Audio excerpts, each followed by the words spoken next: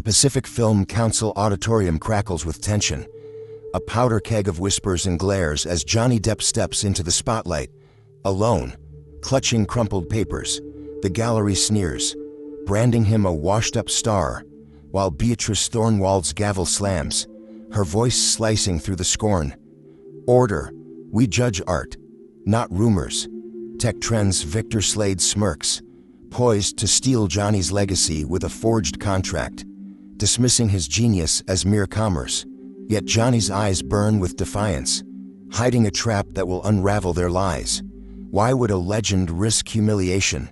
What secret fuels his fight? Dive into this electrifying clash of truth versus greed, where one man's art defies an empire. Buckle up. This is no ordinary hearing. If the story grips you, hit that like button, share it with friends, and subscribe for more cinematic showdowns. Let's spread the spark of creativity. The grand auditorium of the Pacific Film Council in San Francisco hummed with anticipation, its chandeliers casting a golden glow over the packed gallery. The air crackled with tension.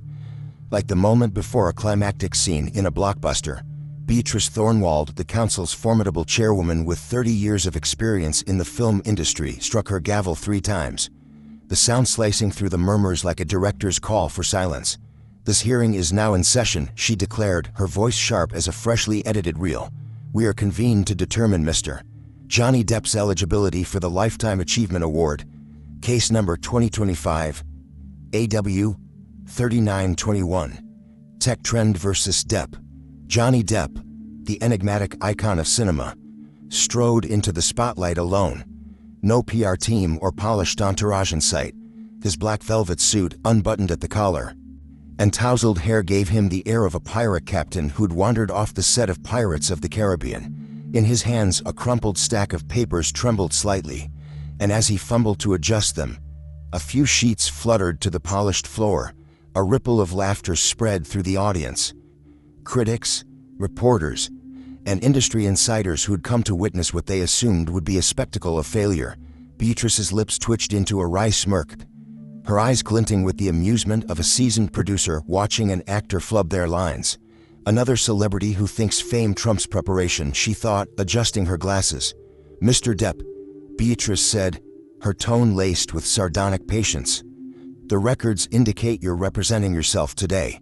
No publicists, no advisors. Is that correct?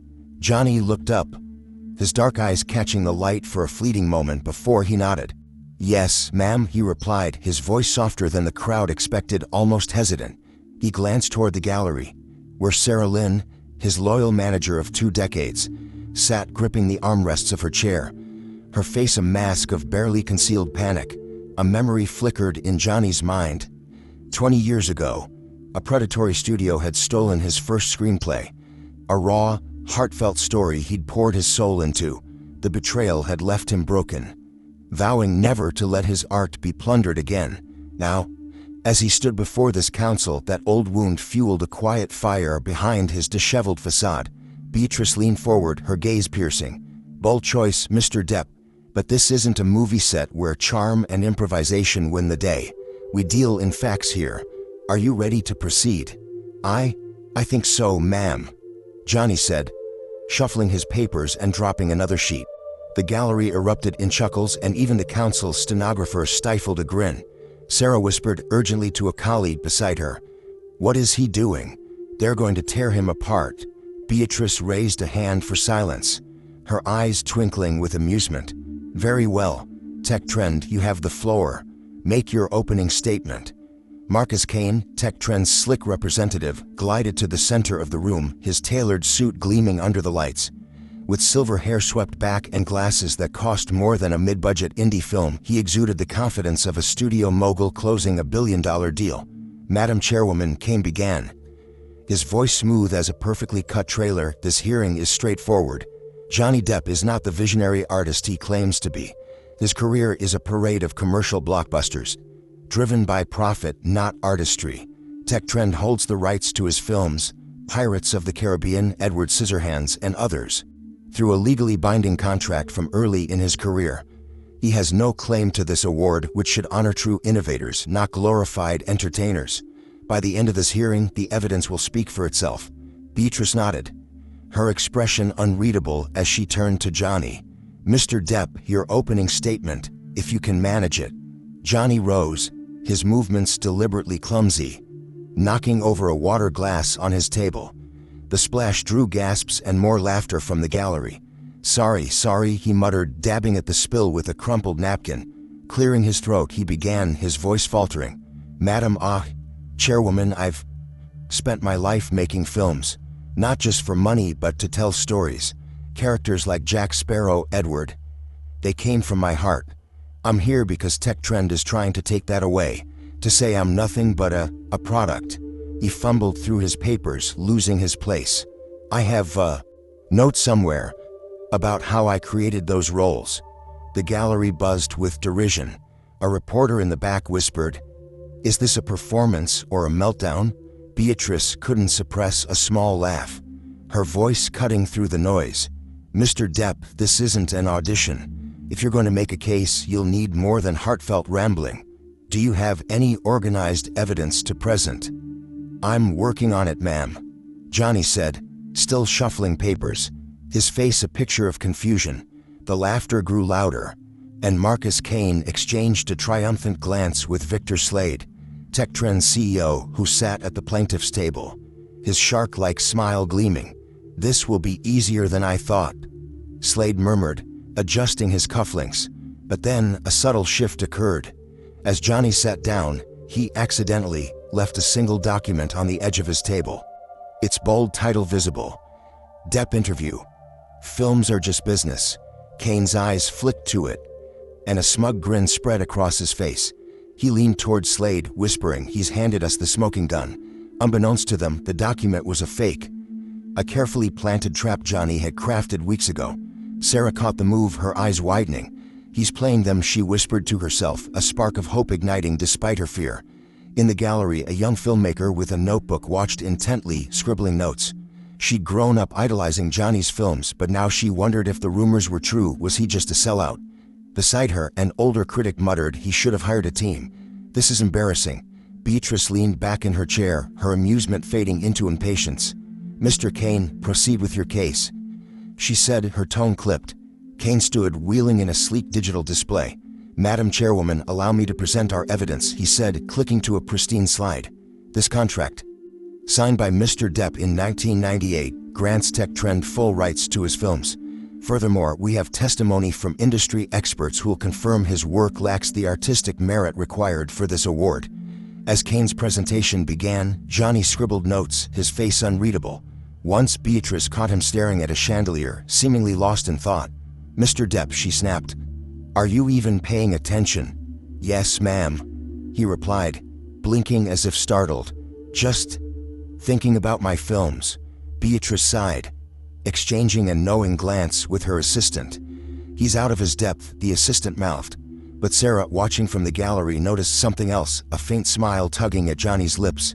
"He's not lost," she thought, her heart racing. "He's setting the stage."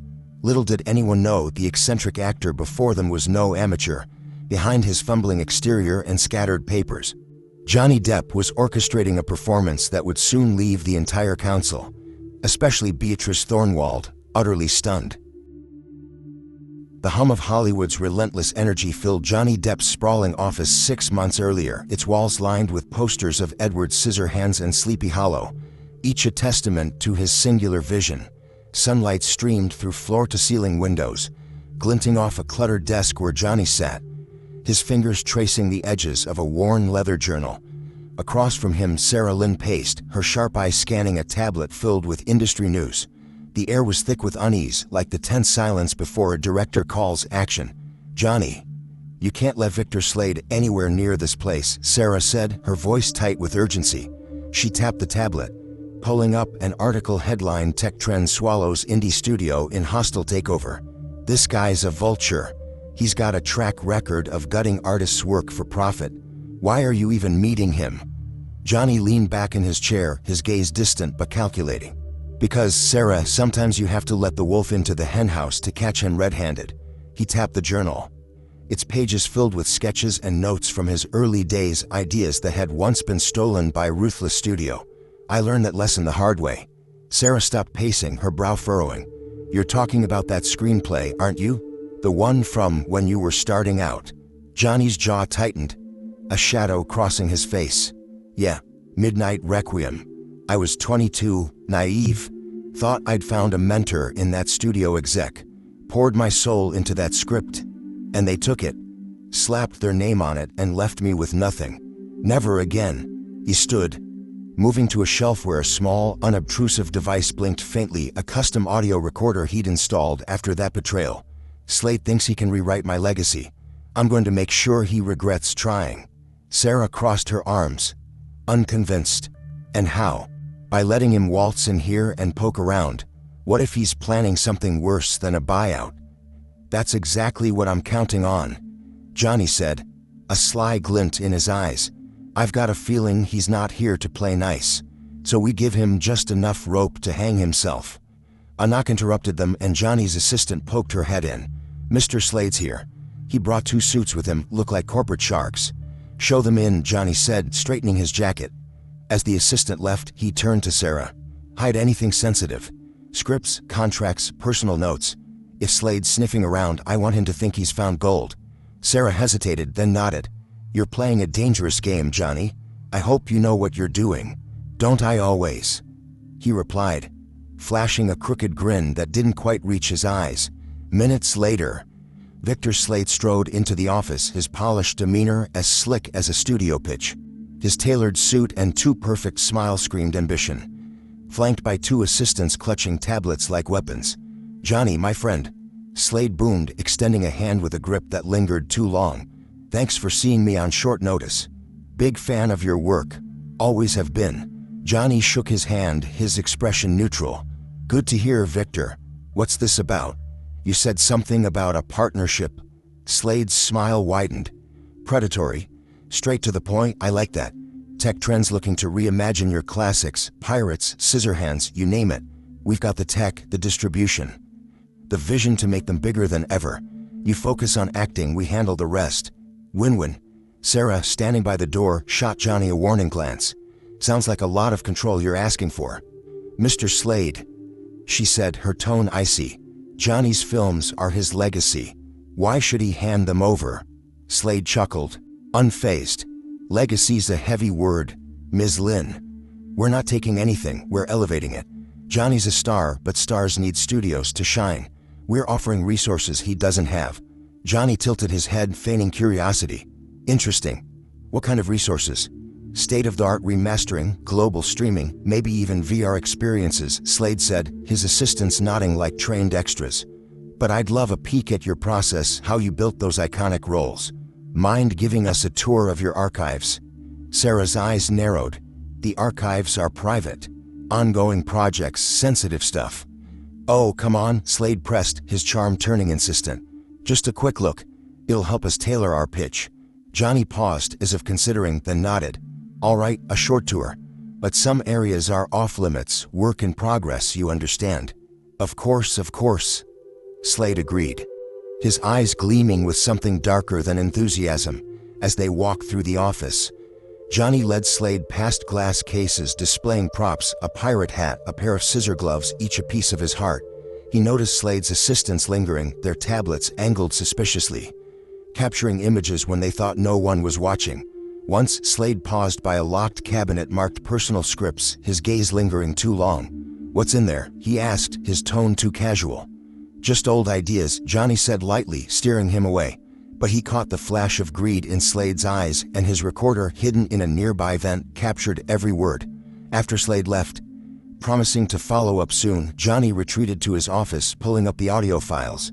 Got you, he muttered, listening as Slade's voice crackled through. Those scripts are a goldmine. We don't need Depp, just his name. Get me everything you photographed. Sarah burst in, her face flushed. I knew it. They were sneaking pictures the whole time. We have to call our lawyers, Johnny. This is corporate theft waiting to happen. Johnny shook his head, his expression calm but resolute. Lawyers won't cut it. Slade's too slippery, he'll cover his tracks. We need to fight this my way. Your way, Sarah exclaimed, throwing up her hands. What, by letting him think he's won? That's insane. It's not insane, Johnny said, his voice low and steady. It's strategy. He thinks I'm an easy mark, a washed-up actor who's lost his edge. Let him. The more confident he gets, the harder he'll fall. Sarah stared at him, torn between fear and admiration. And if he doesn't fall? If he takes everything? Johny opened his journal, revealing a new page titled Pacific Film Council Hearing. He won't, he said, his eyes burning with determination. Because I've been preparing for this since the day I lost Midnight Requiem. This time, I'm writing the ending.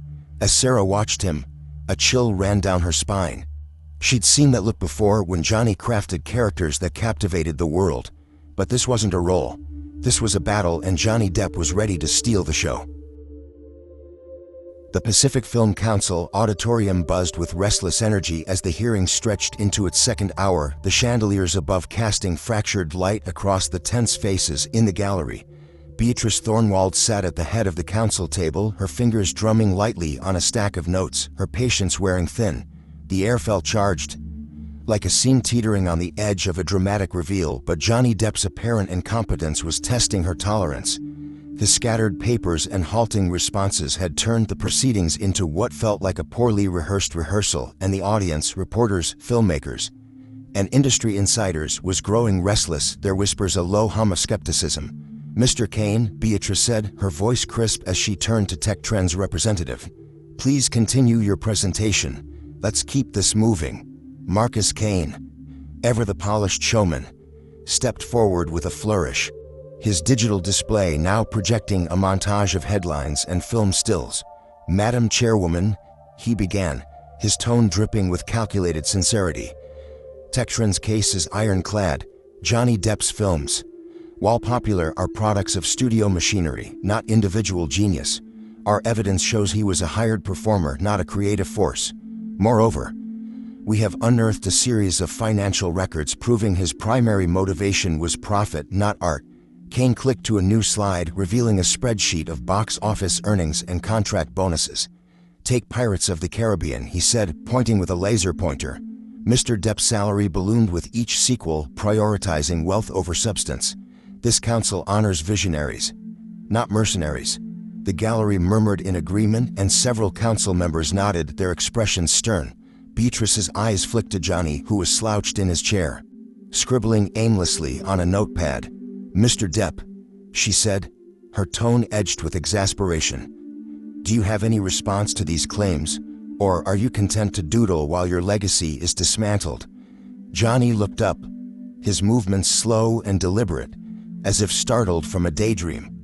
Ma'am," he said, his voice tinged with a rehearsed hesitance. "I'm listening.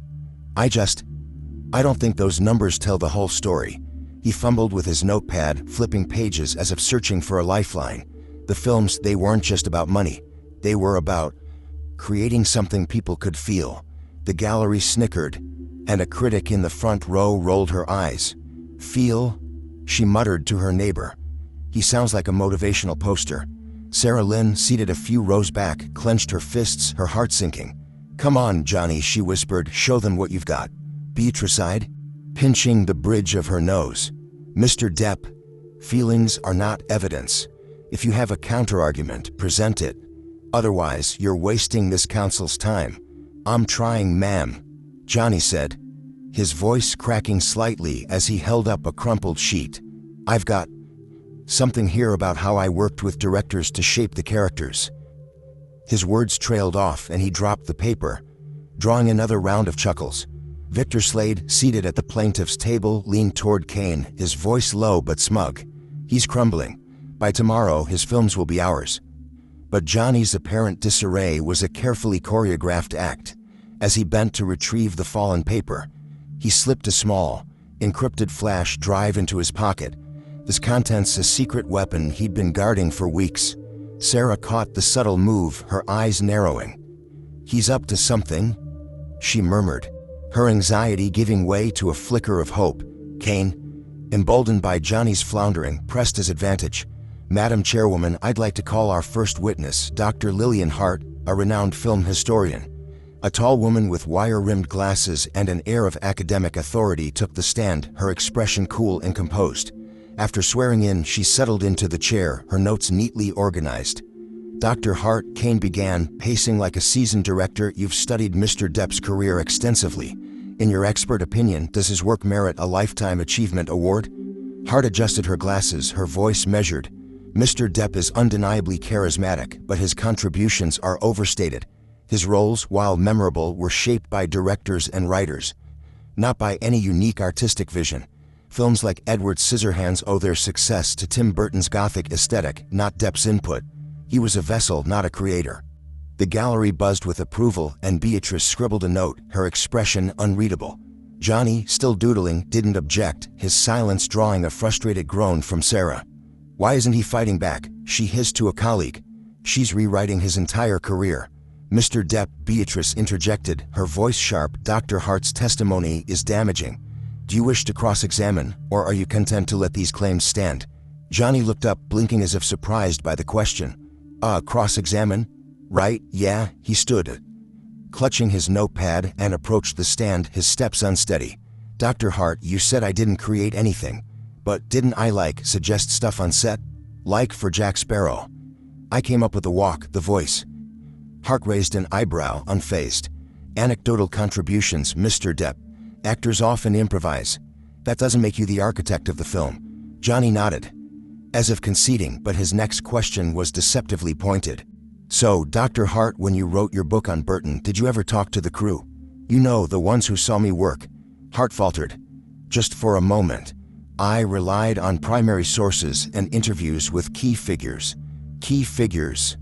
Johny repeated, his tone innocent.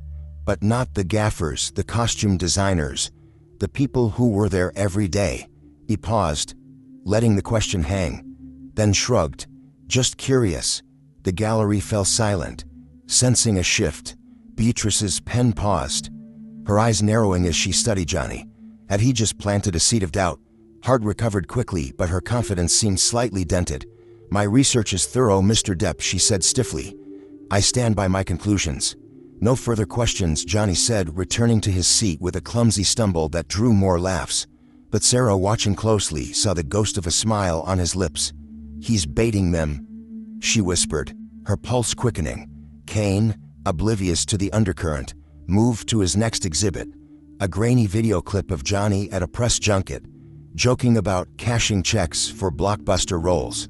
This footage, Kane said, proves Mr. Depp's mercenary mindset. He admits his priorities were financial. Beatrice leaned forward, her interest piqued. Mr. Depp, care to explain this video? Johny stood, scratching his head. That was just a joke, ma'am. You know, press stuff. I didn't mean it like that. His explanation sounded weak, and the gallery groaned, sensing blood in the water. But what no one noticed was Johnny's deliberate glance at a specific council member, a former cinematographer who'd worked with him years ago. The man shifted uncomfortably, as if recalling a different side of Johny, one Kane's narrative conveniently ignored. As Kane wrapped up his presentation, his voice rang with triumph. Madam Chairwoman, TechTrend's evidence is clear. Johny Depp is no visionary. His films belong to us. And this award should go to someone who truly embodies cinematic art. Beatrice nodded, her expression stern. Thank you, Mr. Kane. Mr. Depp, you'll have your chance to respond tomorrow. I suggest you come prepared, or at least learn to hold onto your papers. The gallery erupted in laughter, and Slade's smirk widened, his victory seemingly assured. But as Johny gathered his scattered notes, his eyes met Sarah's, and she saw fire in them that belied his bumbling act. In his pocket, the flash drive burned like a hidden script, its secrets poised to rewrite the narrative. The stage was set, and Johny Depp was far from finished. The auditorium of the Pacific Film Council thrummed with a restless undercurrent as the hearing reconvened after a tense, unexpected recess. The gallery, packed with journalists and industry insiders, buzzed with speculation, their murmurs like the static before a film reel starts rolling. Beatrice Thornwald, her expression a mask of guarded curiosity, struck her gavel once, silencing the room. Her sharp gaze swept over the council table, lingering on Johny Depp, who sat with his usual disheveled air, a stack of papers teetering precariously before him. The previous day's fumbling performance had left her skeptical, but something in his quiet demeanor today, a subtle shift in posture, a glint of focus, stirred a flicker of doubt. Was there more to this eccentric actor than she'd assumed? "Order," Beatrice commanded, her voice cutting through the residual whispers. "Mr. Depp, you requested a one-day recess to reconsider your approach. I trust you've used the time wisely. Are you ready to present your defense?" Johny stood, smoothing his rumpled jacket, his movements less clumsy than before. "Yes, ma'am," he said, his voice steady, devoid of the earlier stammer. "But first, I'd like to call a witness, a surprise witness, if that's allowed." A collective gasp rippled through the gallery, and Marcus Kane shot to his feet, his polished facade cracking. "Objection," he barked, his glasses glinting under the lights. "This is highly irregular. We received no notice of additional witnesses. The council's rules require full disclosure." Beatrice raised an eyebrow, her interest piqued. "Mr. Kane, calm yourself. Mr. Depp, this isn't a courtroom drama. Surprise witnesses are not standard procedure. Explain yourself." Johny met her gaze, his eyes clear and unflinching. "I understand, ma'am. But this witness only came forward last night after seeing TechTrend's, let's call it creative storytelling. She has information that'll shed light on their claims." The gallery leaned forward, sensing a shift in the narrative. Victor Slade, seated beside Kane, gripped the edge of the table, his knuckles whitening. "Who is this witness?" Beatrice asked, her tone a mix of skepticism and intrigue. "Dr. Elena Voss," Johny replied, his voice carrying a quiet confidence. "Former lead critic at TechTrend's media division." The name sent a jolt through the room. Slade's face paled and Kane's jaw tightened, his objection faltering. Beatrice leaned back, her fingers steepled. "Dr. Voss is a respected figure in film criticism. This better be relevant, Mr. Depp. I'll allow it, but tread carefully." "Thank you, ma'am," Johny said, a faint smile tugging at his lips. He turned toward the auditorium's entrance, where a court officer opened the door. Elena Voss stepped inside, her posture rigid but resolute, her dark hair pulled back in a tight bun. The gallery erupted in whispers. She was a legend, known for her incisive reviews and uncompromising ethics. As she took the stand and swore in, her eyes met Johny's, a silent acknowledgement passing between them. "Dr. Voss," Johny began, approaching with a deliberate calm, "you worked for TechTrend until recently. Why did you leave?" Elena took a deep breath, her voice steady despite the weight of the moment. "I resigned 3 weeks ago because I could no longer stomach TechTrend's tactics. Victor Slade ordered me to lead a campaign to discredit Mr. Depp, to paint him as a sellout and strip him of this award." The auditorium exploded in gasps and murmurs. Beatrice slammed her gavel. "Silence," she ordered, her eyes narrowing as she leaned forward. "Dr. Voss, those are serious allegations. Do you have proof?" "I do," Elena said, her hands steady as she produced a slim folder. "Emails, memos, recorded conversations, all detailing Slade's plan to manipulate this council and seize control of Johnny's films for profit." Slade leapt up, his face flushed with fury. "She's lying," he shouted, pointing a trembling finger. "She was fired for incompetence. This is a vendetta." "Mr. Slade," Beatrice snapped, her voice like a whip, "sit down or I'll have you removed." "Dr. Voss, continue." Elena nodded, undeterred. "Slade instructed us to forge documents, including a contract claiming TechTrend owned Johnny's films. He said, and I quote, 'Depp's a has-been. We'll bury his legacy and cash in on his catalog.'" The gallery was a sea of shocked faces, reporters scribbling furiously. Sarah Lynn, in the front row, gripped her chair, a triumphant smile breaking through her earlier fear. "He's got them," she whispered, her eyes shining. Johny stepped closer, his voice calm but piercing. "Dr. Voss, did Slade ever mention why he targeted me specifically?" "He saw you as a threat," Elena replied. "Your films inspire audiences, spark creativity. TechTrend wants to churn out soulless remakes, and your influence, your authenticity, stands in their way. He told me to make Depp a cautionary tale so no artist would dare challenge their control." Kane, recovering his composure, stood again. "Madam Chairwoman, this is hearsay. Where's the evidence? These are baseless claims from a disgruntled ex-employee." Johny turned to Beatrice, holding up the folder Elena had provided. "With your permission, ma'am, I'd like to enter these documents into evidence." He handed the folder to a council aide, who passed it to Beatrice. She opened it, her eyes scanning emails and transcripts, her expression shifting from skepticism to stunned realization. "These appear authentic," Beatrice said, her voice low but firm. "Mr. Kane, your objection is overruled." "Mr. Depp, proceed." Johny nodded, pulling a small device from his pocket, a portable projector.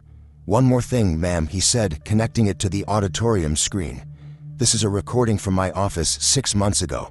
The screen flickered to life, showing Slade's voice, clear and damning. "Depp's films are a goldmine. We don't need him, just his name. Get me those contracts, real or not." The auditorium fell silent, the weight of the revelation crushing TechTrend's facade. Slade sank into his chair, his bravado gone. Kane stared at the screen, speechless as the council members exchanged stunned glances. "Dr. Voss," Johny continued, his voice soft but relentless, "did you ever work with me directly?" Elena's expression softened, a hint of nostalgia in her eyes. "Yes, years ago, on an indie project before you were famous. You were passionate, collaborative, always pushing for truth in every scene. That's why I couldn't let Slade destroy your legacy." Johny nodded, stepping back. "No further questions, ma'am." Beatrice's gaze lingered on him, her earlier amusement replaced by a grudging respect. "Mr. Kane," she said, turning to TechTrend's representative, "you may cross-examine." Kane approached, his confidence shaken. "Dr. Voss, isn't it true you left TechTrend after being demoted? You're just bitter, looking for revenge, aren't you?" Elena met his gaze unflinchingly. "No. I left because I refused to lie for Slade. My career isn't built on betrayal." Kane tried another angle, but Elena's responses were unshakable, each answer tightening the noose around TechTrend. As he sat down, defeated, Beatrice addressed Johny. "Mr. Depp, this is unexpected, but we're not done. What else do you have?" Johnny's eyes gleamed, a director savoring the perfect setup. "Plenty, ma'am. I'm just getting started." The gallery held its breath, sensing the tide had turned. Sarah's heart raced, her faith in Johny fully restored. The stage was set for a second, even more devastating blow, and Johny Depp was ready to deliver the performance of a lifetime. The Pacific Film Council auditorium pulsed with a feverish intensity, the gallery a mosaic of breathless anticipation and stunned disbelief. The chandeliers overhead seemed to flicker with the weight of the moment, casting jagged shadows across the faces of reporters, filmmakers, and council members. Beatrice Thornwald sat at the head of the council table, her posture rigid but her eyes alight with a rare spark of awe. Johny Depp's calculated unraveling of TechTrend's lies had shifted the hearing's momentum, and the air crackled with the promise of a final, shattering revelation. The room felt like a theater awaiting the climactic scene of a masterfully directed epic, and Johny was center stage. "Mr. Depp," Beatrice said, her voice measured but carrying an undercurrent of expectation, "your evidence has been illuminating. Do you have anything further to present before we move to closing statements?" Johny stood, his presence commanding despite the rumpled suit and tousled hair. Gone was the fumbling actor who'd stumbled through the hearing's opening. In his place was a man who wielded truth like a seasoned auteur. He adjusted a small, unassuming device on his table, a holographic projector, and met Beatrice's gaze with quiet resolve. "Yes, ma'am," he said, his voice rich with purpose. "I'd like to share something TechTrend never saw coming. A glimpse into the soul of my work." A hush fell over the gallery as Johny activated the projector. The screen bloomed with vibrant colors, displaying a previously unreleased short film titled The Dreamer's Canvas, a project Johny had funded and directed in secret a decade ago. Victor Slade, his composure fraying at the plaintiff's table, leaned forward, his eyes narrowing. Marcus Kane, visibly rattled, whispered to Slade, "What's he doing now? This wasn't in Discovery. This," Johny said, turning to the council, "is a film I made for no studio, no profit, just for the love of storytelling. It's about an artist who fights to keep his vision alive against a world that wants to commodify it." Sound familiar? The film played, its haunting visuals and raw emotion gripping the room. It showed a painter, played by an unknown actor mentored by Johny, creating murals in a decaying city, each stroke a defiance of corporate greed. Johnny's voiceover, uncredited, wove through the scenes speaking of art as rebellion, as legacy. The gallery was spellbound, some wiping tears, others nodding as if rediscovering a forgotten truth. A young director in the back row clutched her notebook, whispering, "This is why I started filmmaking. This is who I am," Johny said as the film ended, his voice steady but fierce. "Not a product, not a paycheck, an artist who believes stories can change the world. TechTrend wants to erase that, to turn my films into their cash cow. I'm here to say they can't." Beatrice's expression softened, her fingers tracing the edge of her notes. A council member, a former screenwriter, murmured, "That's the Johny who inspired us all." Sarah Lynn in the gallery bit her lip to hold back a sob, her pride in Johny overwhelming. "He's rewriting the script," she whispered, her voice trembling. Slade, his face a mask of barely contained rage, stood, his voice shrill. "This is a stunt. A sentimental short film doesn't negate our rights. We have legal precedents." Beatrice's gavel cracked, sharp and final. "Mr. Slade, you will restrain yourself or face expulsion," she warned, her eyes flashing. "Mr. Depp, proceed." Johny produced a leather-bound portfolio, its edges worn from years of use. "These," he said, opening it to reveal handwritten notes and storyboards, "are my original concepts for Sweeney Todd and Alice in Wonderland. I didn't just act. I shaped the tone, the visuals, the music. These aren't studio memos. They're my heart on paper." He handed the portfolio to an aide who passed it to Beatrice. She leafed through it, her eyes widening at sketches of Sweeney's razor glinting under stage lights. Notes on Alice's surreal dreamscape. "These are remarkable," Beatrice said, almost to herself, then louder. "Mr. Kane, do you dispute the authenticity of these documents?" Kane, his confidence shattered, rose unsteadily. We'd need time to verify, ma'am. But we have a counter-witness, Ms. Claravane, a former studio executive, to affirm our contract's validity." Beatrice nodded, her skepticism palpable. Calm as Vane, Claravane, a poised woman with a practiced smile, took the stand, her demeanor polished but brittle. After swearing in, she launched into a defense of TechTrend's contract, claiming Johny had willingly signed away creative control for a hefty payout. But Johny, watching her closely, noted a nervous glance toward Slade. "Ms. Vane," Johny said, approaching with a disarming smile, "you worked at the studio in 1998, right? Ever meet me in person to discuss that contract?" Vane hesitated, her smile faltering. "Not directly. It was handled through agents." "Interesting," Johny said, his tone light but lethal, "because I never met an agent for that deal either. So how did my signature end up on a document I never saw?" He projected a side-by-side comparison of signatures, one from the contract, one from his 1998 tax records. The differences were stark, the forgery blatant. The gallery gasped, and Vane's composure crumbled. I was told it was legitimate," she stammered, her eyes darting to Slade. "Told by who?" Johny pressed, his voice now a quiet storm. "By Mr. Slade, who paid you to back his story." He displayed an email from Slade to Vane, promising a bonus for her testimony. Vane's shoulders slumped, her voice a whisper. "I didn't want to lie. They made me." Beatrice's face hardened. "Ms. Vane, you've compromised this council's integrity. Step down." She turned to Kane, her tone glacial. "Mr.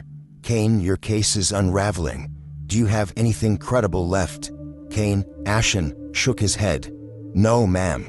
Johny faced Beatrice, his voice resolute. "Ma'am, I asked the council to enforce Rule 19C fully, barring TechTrend from exploiting my films for 5 years, and I request a public statement affirming my contributions. So no artist fears losing their voice to corporate greed." Beatrice studied him, her earlier doubts replaced by a profound respect. "Mr. Depp, you've made a compelling case. We'll adjourn to deliberate. But your request carries weight." As the gallery erupted in applause, Sarah rushed to Johny, her voice choked with emotion. "You did it. They're done for." Johnny's smile was tired but fierce. "Not just them, Sarah. This is for every artist who's been silenced." Beatrice watched, her pen still, as Johny gathered his notes. The bumbling facade had been a mask, concealing a strategist who'd outmaneuvered a corporate giant. The final decision loomed, But one thing was clear. Johny Depp had reclaimed his narrative, and the world was watching. The Pacific Film Council auditorium, still reverberating from the seismic revelations of the hearing, settled into a hushed reverence as the council reconvened. The gallery, a tapestry of journalists, filmmakers, and fans, held its collective breath, their eyes fixed on the council table where Beatrice Thornwald presided. Her presence, once formidable and unyielding, now carried a quiet humility. Her gaze softened by the weight of Johny Depp's undeniable triumph. The chandeliers above glowed steadily, as if signaling the close of a masterful performance, and the room felt poised for a denouement that would resonate far beyond these walls. Beatrice struck her gavel once, the sound a gentle punctuation rather than a command. "This council has deliberated," she announced, her voice clear and resonant, carrying the authority of a final cut. "Before I deliver our decision, I wish to address the extraordinary nature of this hearing. Mr. Depp, your presentation has challenged our assumptions and illuminated truths we might have overlooked." Johny sat at his table, his posture relaxed but attentive, his hands folded over a single sheet of paper. A poem he'd written during the recess, a private reflection on art's enduring power. Sarah Lynn, beside him, squeezed his arm, her eyes bright with pride.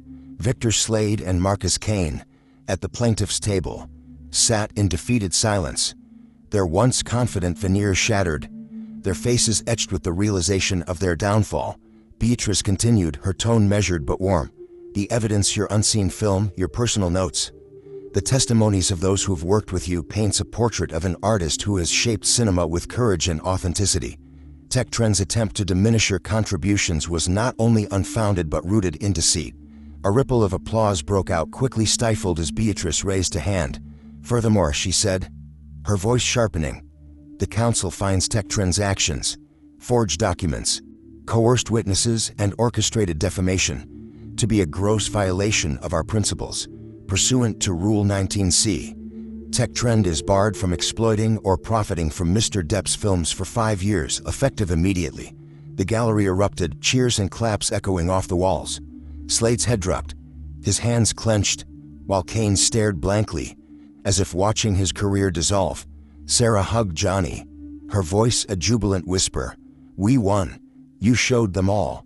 Beatrice's gavel restored order, and she turned to Johny, her expression softening further. "Mr. Depp, this council unanimously awards you the Lifetime Achievement Award. Your work has not only entertained but inspired generations.